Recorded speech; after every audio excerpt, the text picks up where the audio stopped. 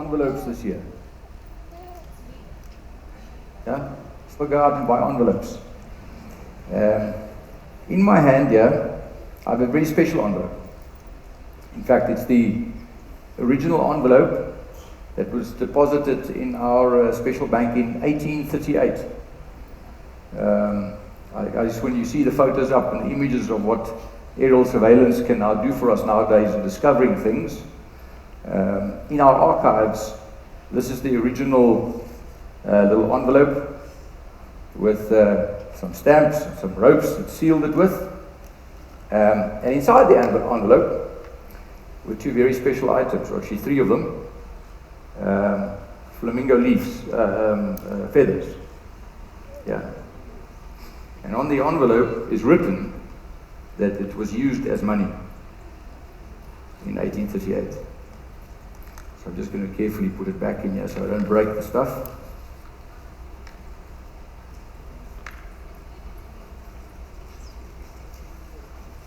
Yeah.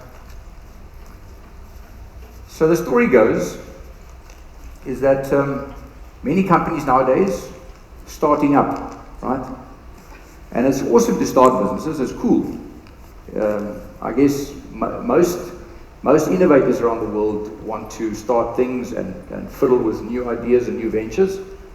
Some of us get to have a little bit of responsibility for, I guess, bigger, older things that have been around for many years. And our challenge clearly is not to necessarily work on the past, but to very importantly work on the next journey for our organization. So it's not about the past 180 years in our case. I think we're probably, other than the few wine farms in Cape Town, around the Western Cape, we are the oldest company registered in South Africa. And clearly you do not want to be part of a journey that switches off the legacy, right? It's all about setting ourselves up for the future. And along the way of the 180 years, there's been wars, there's been different regulatory structures, new laws, new stuff, new innovation, new tools. And what we are trying to do today is to spend a little bit of time just to give you a context of how we approach these things and how we adapt to these changes.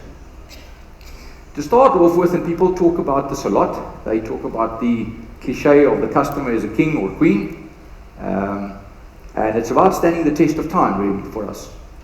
It's easy to launch things, it's easy to come up with new stuff, but in the end it's about whether you're really able to go on a journey with your clients and see it through. But now importantly, in a world of financial services, or I guess sustainable businesses, it's important that you calibrate yourselves into the type of customers you want. So in finance, as you know, I guess you could expect that all financial companies would want to find customers that are able to work with money. And we all know our friends and families who I wouldn't give them a credit card because I couldn't trust them with the limit that they have on that credit card. So what we try and do is we like to look for customers who can work with money. Second element is we try and look for customers who could be efficient and who could go with us as we change to the new ways of doing things. There was a time where we were scared of the ATM. There was a time where the calculator was new, right?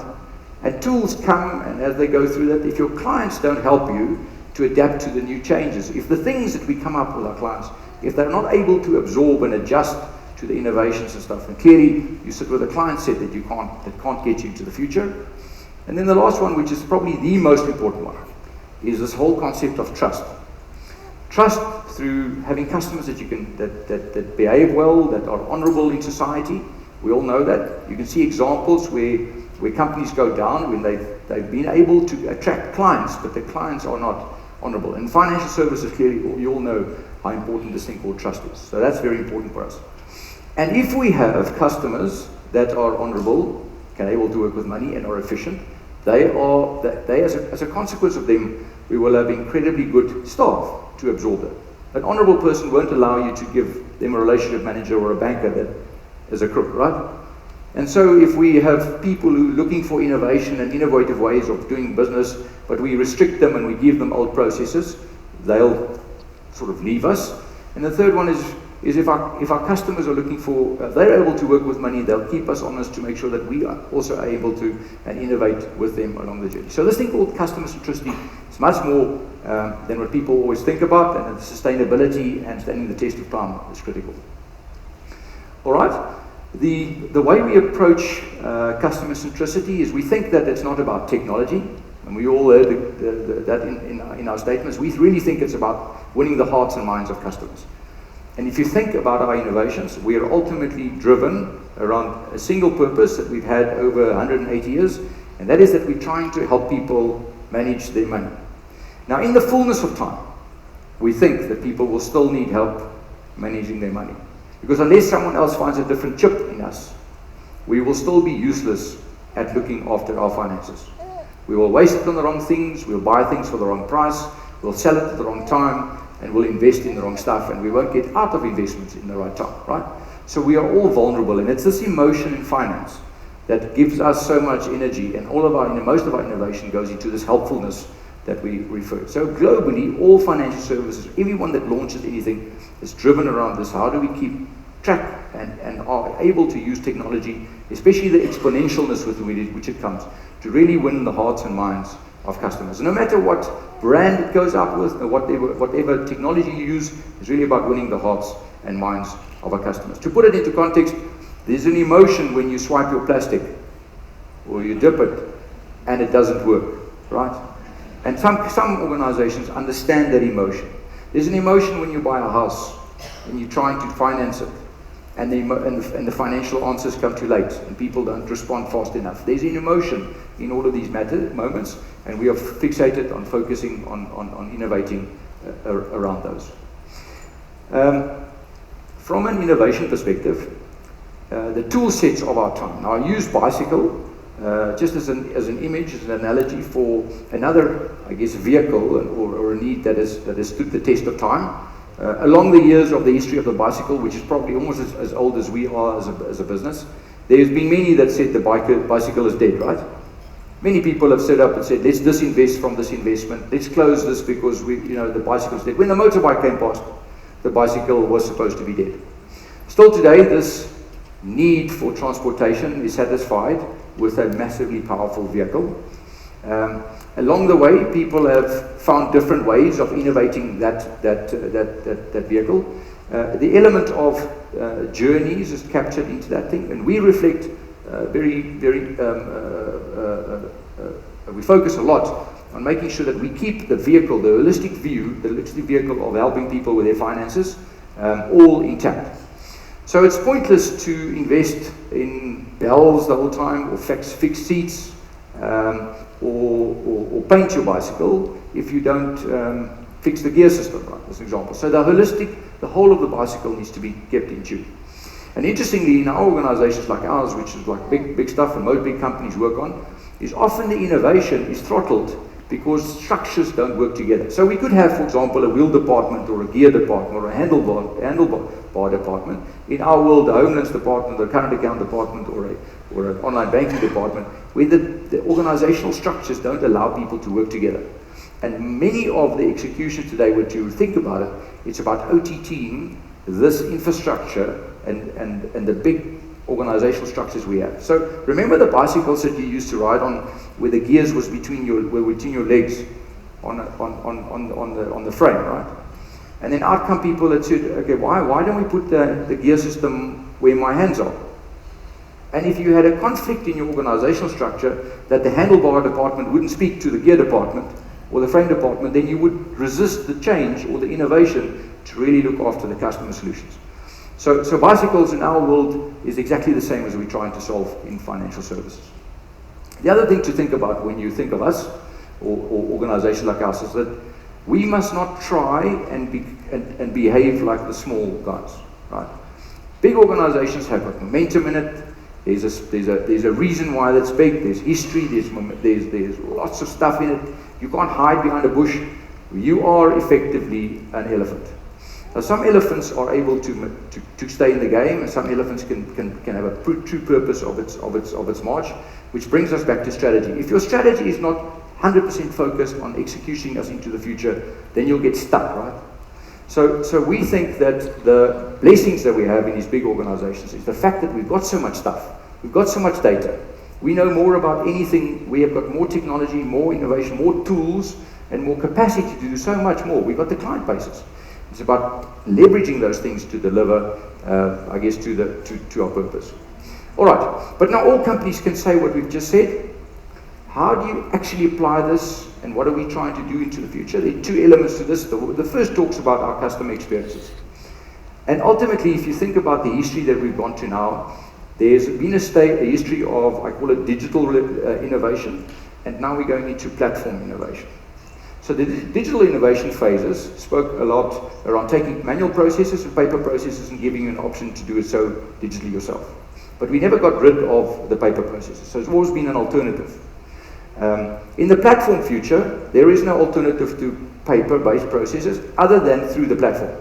So I'll give you a quick example of 4 or 5 companies just to make sure.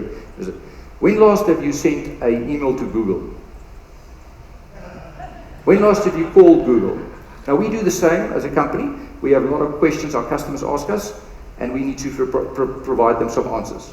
So if your execution is not in the platform, then you are forced to use alternative mechanisms of communication. It's the first example. The second one is, if you need to match supply and demand.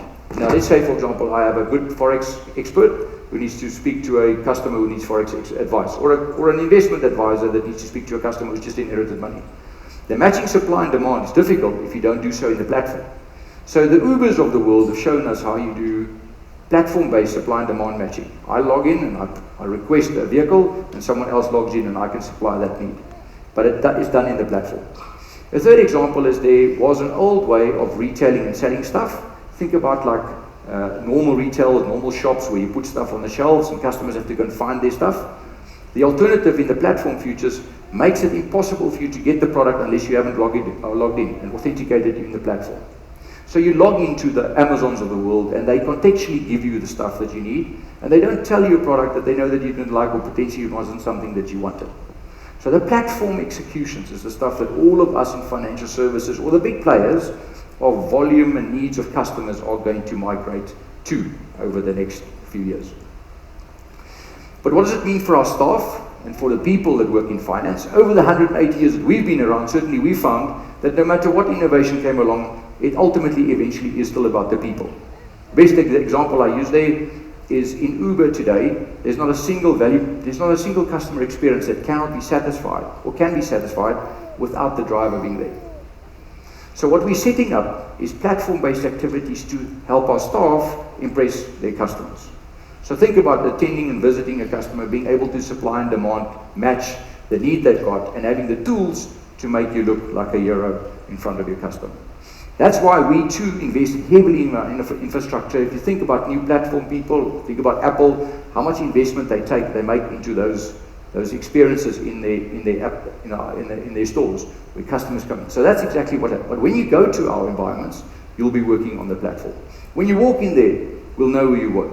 The difference between Amazon and a normal execution of retail is that there's no interaction that happens. People can walk in and out of a store without knowing that you were there. In Amazon, they know everything about what we were looking and browsing for. So we're ultimately about recharging our staff, our platforms for our employees in the future. Okay, now, why do we do this? Because we think that it absolutely is not about the app, and it's not about the cell phone, right? From a platform perspective, our integrations will have to be in everything in the future. This Internet of Things that's going to happen, and the way you interface into, TVs, connected homes, connected cars, your toilet will tell us that you're pregnant, right?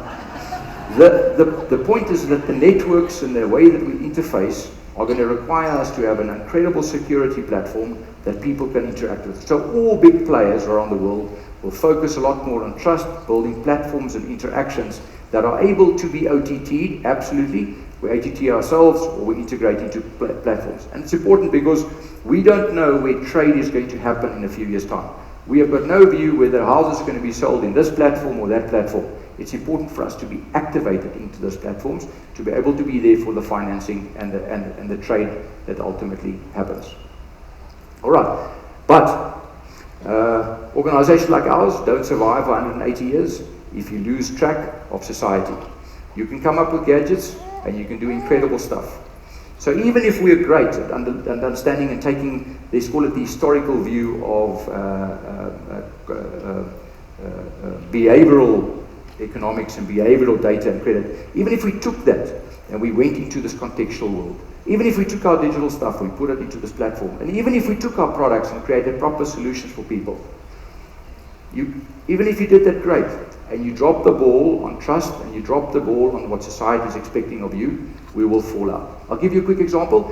There are things that people expect us to do in big organizations, and there are things they not expect of us. Next year in February, we wanted to launch the world's best online dating site. Yeah? And so how it will work is you go into online banking or onto the app, and what we'll show you is we'll show you a place, we'll show you a tab that says she has money, he has money, recently divorced, recently inherited, right? Because the interesting thing about finance is it's brutal. There is no fake news in finance. You can't say you didn't attend someone or didn't go and pay someone and go and live with someone. You can't say I didn't sleep there last night. Because we follow, in finance, we follow with brutal accuracy the reality of what happens in finance. So that's what society can expect from us and how we execute. Proper innovation and proper trust and not trip over stuff. So I was just joking about the online dating site. And I guess lastly, if all else fails, this is exactly what people expect of us to do, is apply the new tools of the trade. This tool of the trade then was feathers, maybe, or maybe it was emotional, or something that people wanted to keep for sentimental value. The tools at those days were envelopes. I guess you all know that our future is not about envelopes, it's not about emails, it's not about SMSs, it's not even about the app or cell phone banking. It's really about building trust in our platforms and connecting to wherever people want to connect with when they do their trading. Thank you very much.